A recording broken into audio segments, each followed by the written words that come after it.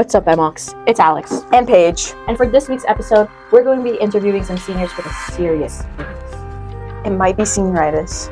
And then afterwards, we're going to be doing some fun Victorian games with our Emox patients. Roll the clip.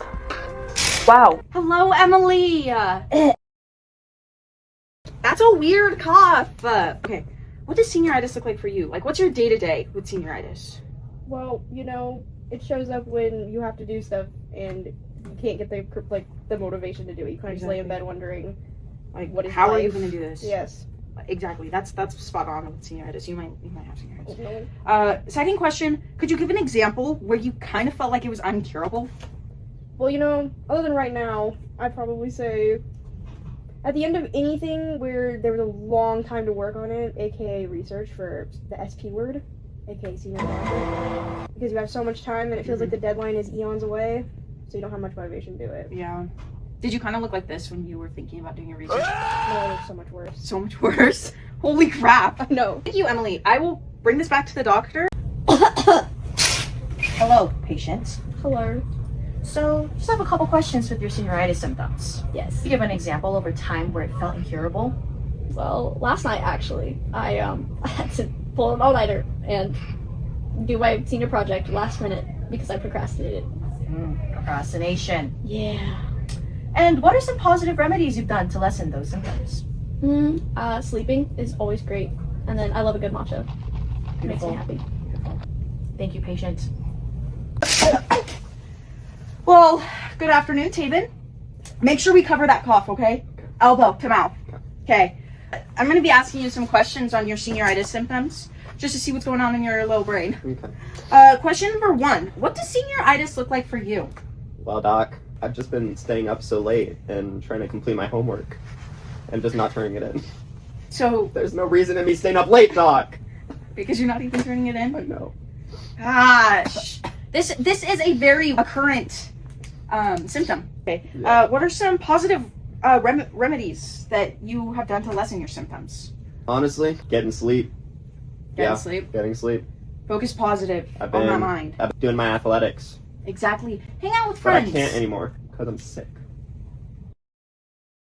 Taven, it was nice talking to you. I hope you are feeling better. I'll come and check up on you in just a little bit. Wow, we kind of just violated our seniors' HIPAA rights. What should we do?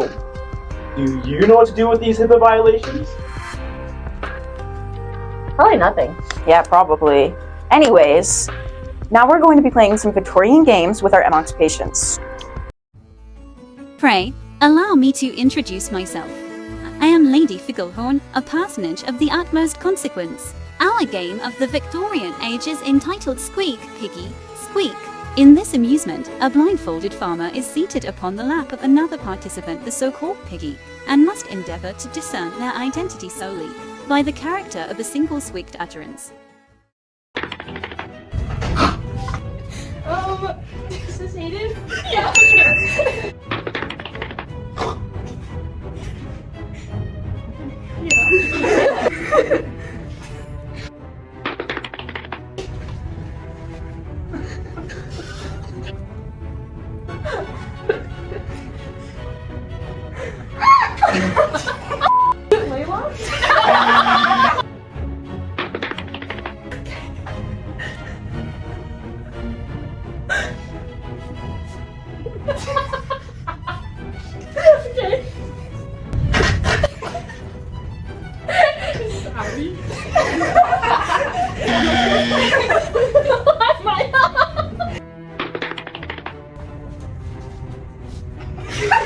Guys, let's find him.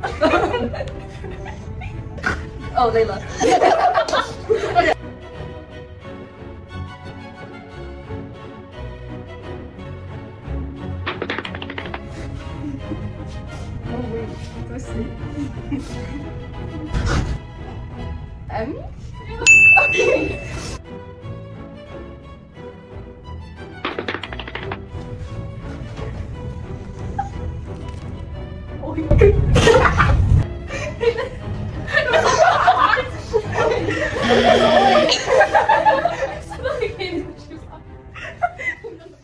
I'm so tired after all that squeaking. Now, do prepare for a day of learning. Let's investigate how people spoke in the Victorian era.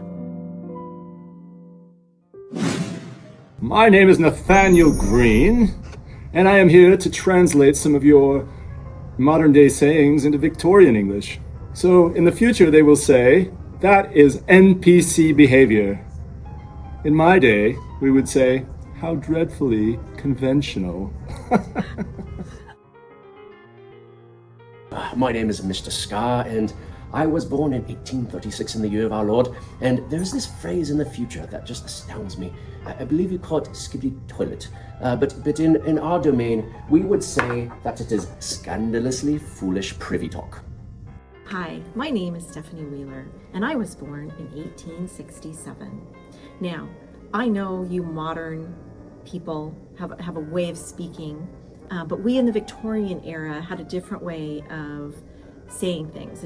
So, in your modern era, you might say he ate and left no crumbs. But on our Victorian era, we would say he did partake of his repast in astonishing thoroughness and left not a single solitary crumb.